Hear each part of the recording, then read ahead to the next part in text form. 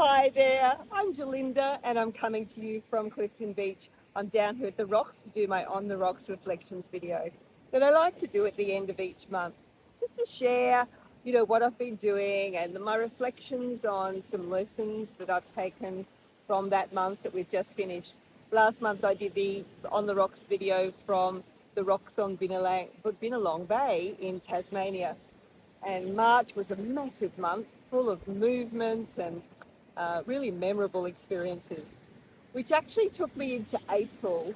And April ended up being around a lot of action and strategy from the things that I took from such a busy March.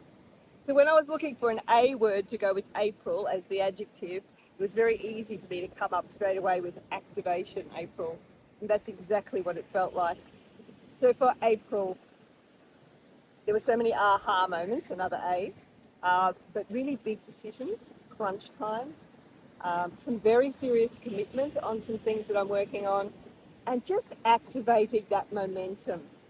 Because from here on in, with May kicking over now, May is going to have some quite serious momentum. And often when you have a very busy March like I had, it's actually good to just settle, sit, reset the action plan, have a look at the priorities.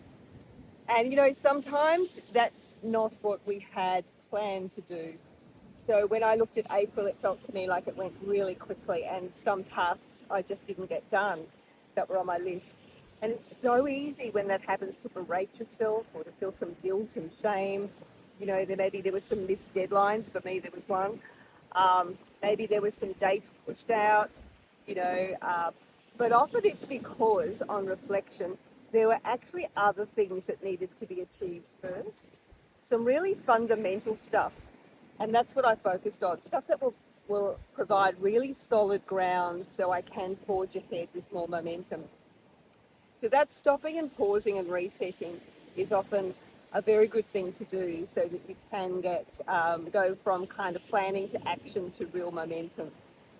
I did achieve a lot in the areas of finance, in the areas of putting new systems in place and processes in place, some extra research, really building on relationships with some new connections that I built through my massive March, and also focusing on my health. There is such an importance in making sure your health stays where it needs to be for the energy levels you need to be able to have that momentum going forward.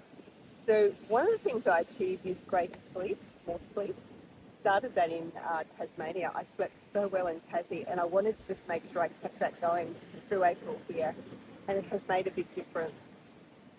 So when I look at April and what I have achieved, everything that I've done has been really on point and really purposeful. It's focusing on the longer term planning for that latitude living and my longevity strategy and my longevity or long term planning around what I'm doing through this next quarter of my life. So it's not like I've got the whole 30 years planned out. It's just, really making sure that what I'm doing has that long standing, which hence the focus on making sure the foundations are firm and in place through the month of April. So what does this mean? Well, there's a word that comes up for me quite often when I'm talking with people at my age, because I'm 63 and I'm 64 this year, and that's the R word, the retirement word. And I absolutely don't believe in that anymore. In fact, I find it's quite an outdated construct, because there's so much that you want to do when you finish doing all the other stuff, like in your 50s or up until your 50, 55, 60, that there's this whole reset, redesign. So instead of retirement, I'm calling it refinement. And refinement for me does mean redesign, but it also means being a real age rebel.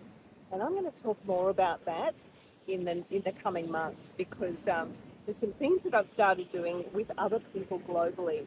And it is really about driving this movement of what does it look like as we, particularly women, in our third quarter, that's 50 to 75, plan out what does that look like. And it's a really important phase in life. So I'm excited about it, and I hope you are too. And I'll share more about that next month and as we go through, as I'm finalising writing my book.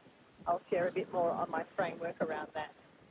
So that's it for April. Let's look forward to May, and I hope you have a really good one. My May is going to be all about momentum.